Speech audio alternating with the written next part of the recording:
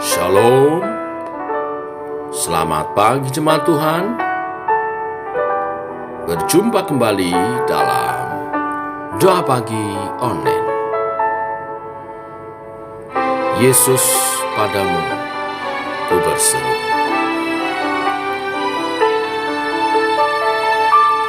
Kau Tuhan, penolong dalam hidupku. Ku percaya hanya kepadamu. Kau pegang tanganku dan tuntun langkahku. Yesus, kau perlindunganku. Kau Tuhan, kekuatan dalam hidupku, penolongku dalam kesesakan. Kau gunung batuku dan pertahananku. Yesus, kau kemenanganku. Yesus, padamu ku berseru. Kaulah penyelamatku. Terpujilah kau Tuhanku. Mulutku memuji namamu sepanjang umur hidupku. Terpujilah kau Tuhanku di atas segalanya.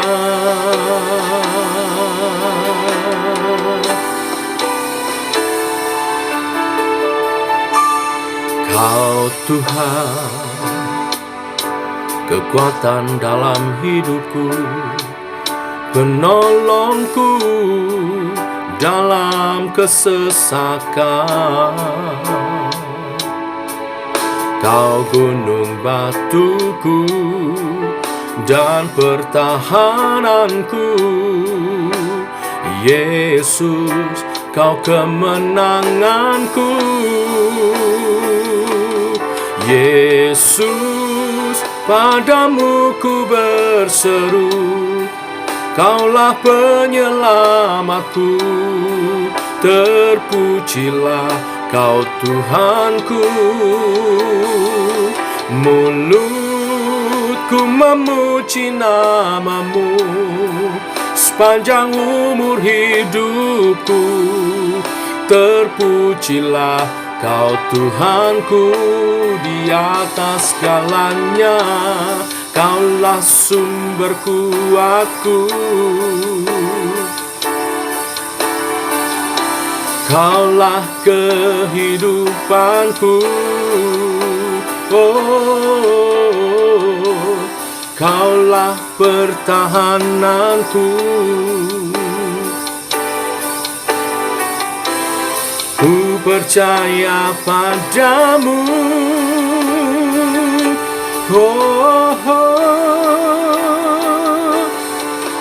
Yesus, padamu ku berseru.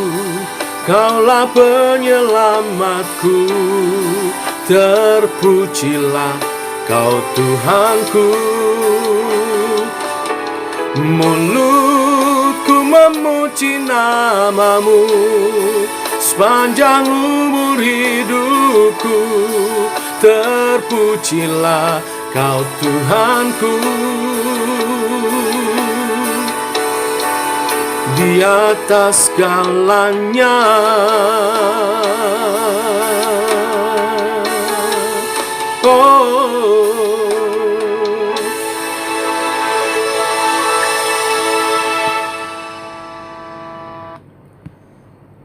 Kau segalanya Tuhan bagi kami, kota perlindungan, kubu pertahanan umat-Mu. Teguhkan melalui kebenaran firman sebentar, kami mensyukuri perlindungan dan pertolongan-Mu Tuhan. Dalam nama Tuhan Yesus Kristus. Amin. Bapak Ibu, kita lanjutkan renungan firman pada pagi hari ini.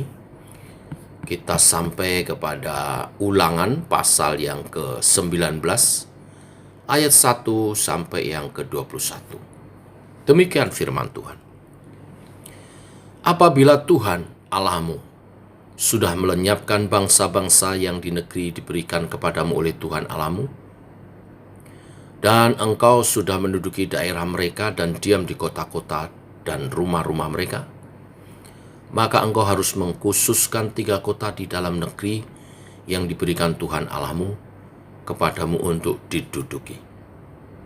Engkau harus menetapkan jauhnya jalan dan membagi dalam 3 bagian wilayah negeri yang diberikan Tuhan Allahmu untuk dimiliki olehmu, supaya setiap pembunuh dapat melarikan diri ke sana. Inilah ketentuan mengenai pembunuh yang melarikan diri ke sana dan boleh tinggal hidup. Apabila ia membunuh sesamanya manusia dengan tidak sengaja dan dengan tidak membenci dia sebelumnya.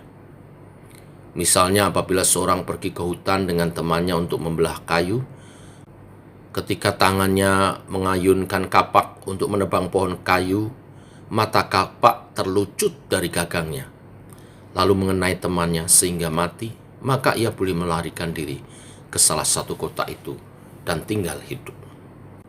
Maksudnya, supaya jangan penuntut tebusan darah, sementara hatinya panas dapat mengejar pembunuh itu, karena jauhnya perjalanan, menangkapnya dan membunuhnya. Padahal pembunuh itu tidak patut mendapat hukuman mati, karena ia tidak membenci dia sebelumnya. Itulah sebabnya aku memberi perintah kepadamu demikian.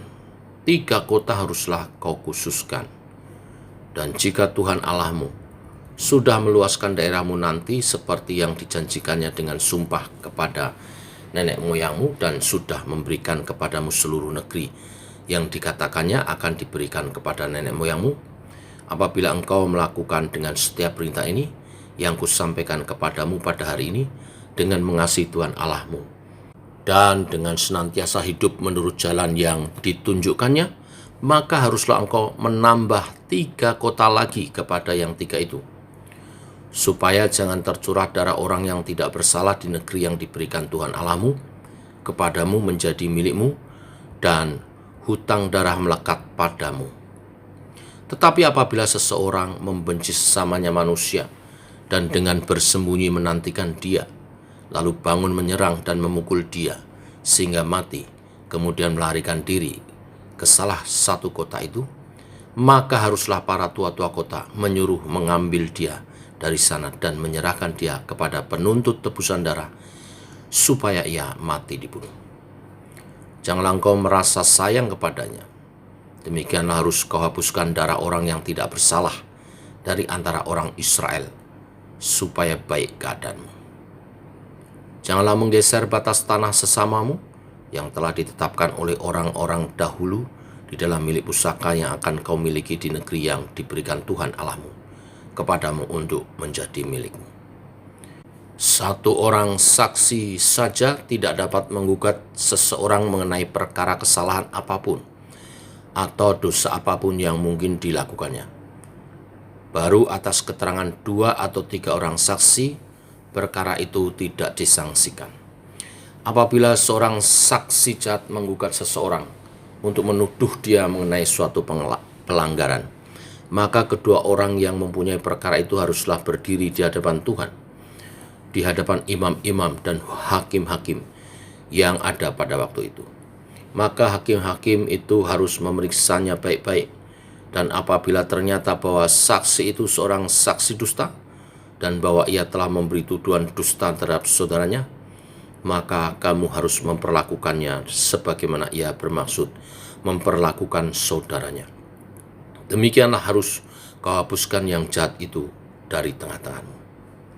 Maka orang-orang lain akan mendengar dan menjadi takut, sehingga mereka tidak akan melakukan lagi perbuatan jahat seperti itu di tengah-tengahmu.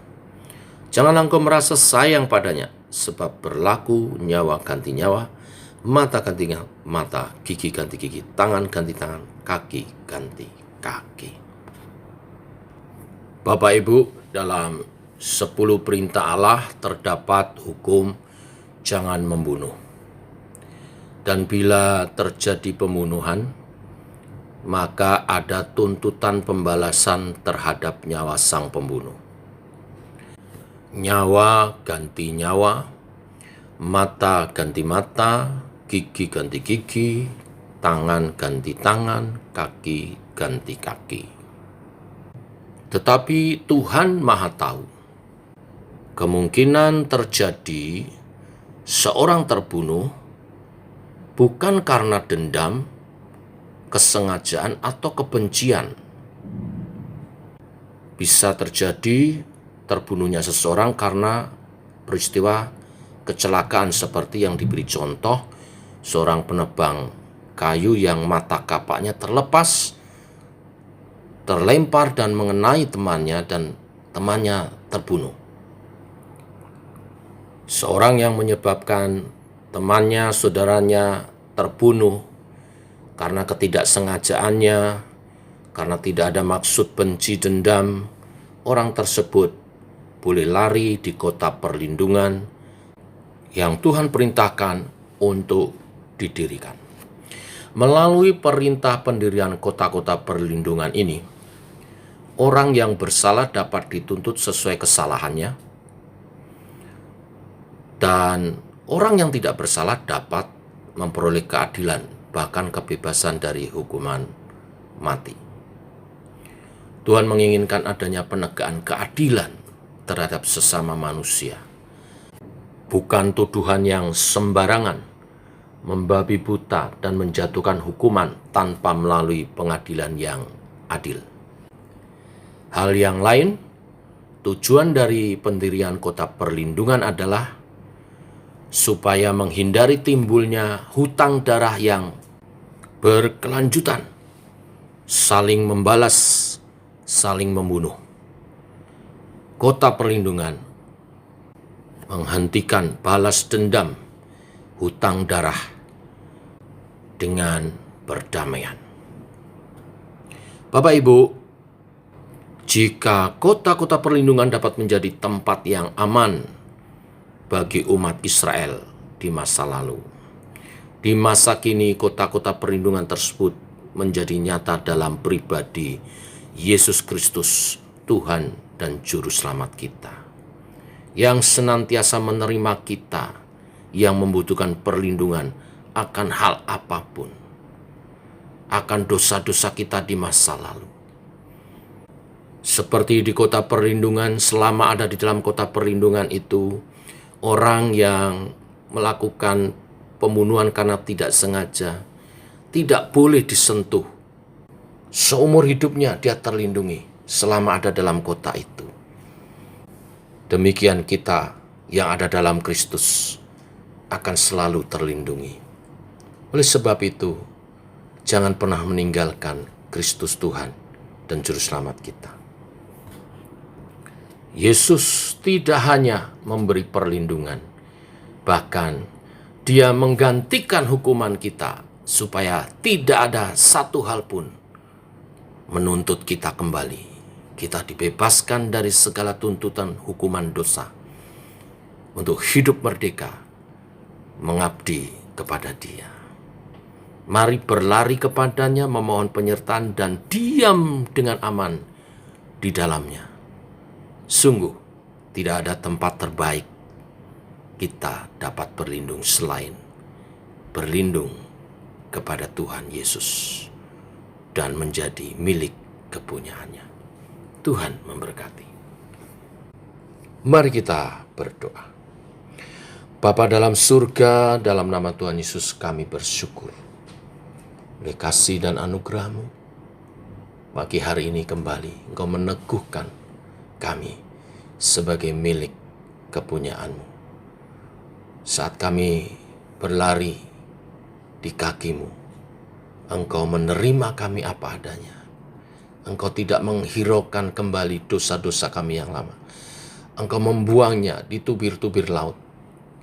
Engkau menyucikan dan menguduskan kami, sehingga kami terbebas dari segala tuduhan-tuduhan dosa. Tuhan, Engkau menebus segala hukuman kami, sehingga kami tidak perlu menanggungnya lagi. Yang kami harus kerjakan adalah menerimamu, mengakuimu, dan terus ada dalam perlindunganmu, naunganmu, dalam hadiratmu. Kami mau terus dekat denganmu Tuhan. Kami mau mengiring Tuhan seumur hidup kami. Karena dekat padamulah kerinduan kami. Dekat padamulah tempat teraman di dunia. Sampai pada kekekalan. Teguhkan iman percaya kami dalam pengikutan kami akan Engkau. Menjadi milik kepunyaanmu, melayanimu seumur hidup kami. Secara khusus berdoa untuk hari ini umat Tuhan akan berhimpun merayakan hari kenaikan Tuhan ke surga. Tuhan naik ke surga untuk menyediakan tempat bagi setiap kami. Dan Engkau akan datang kembali menjemput gerejanya. Allah Roh Kudus akan menolong kami bertumbuh dalam iman percaya kami, supaya ketika Engkau datang kedua kali kami siap menyambutmu dan bersama-sama dengan Engkau ke surga mulia. Biarlah umatmu mempersiapkan hati, kepikiran, roh, dan jiwa untuk ibadah kenaikan Tuhan ke surga sebentar malam. Tuhan tolong hamba-Mu, Pendeta Didi yang akan melayani kebenaran firman Tuhan, urapi dia menjadi saluran berkat. Dan setiap umat Tuhan merayakan hari kenaikan Tuhan dengan rasa syukur yang dalam dan mempersiapkan diri untuk pengurapan, pencurahan Roh Kudus, diutus sebagai saksi-saksi-Mu Tuhan. Dalam nama Tuhan Yesus kami naikkan doa ini. Amin. Demikian saudara doa pagi kita. Selamat pagi, selamat berjalan bersama dengan Tuhan. Teguhkan hati, hari ini kita puasa, kita bersama-sama nanti malam berhimpun dalam ibadah kenaikan Tuhan dan mempersiapkan diri untuk lawatan Tuhan dalam doa 10 hari pencurahan Roh Kudus. Tuhan memberkati. Shalom.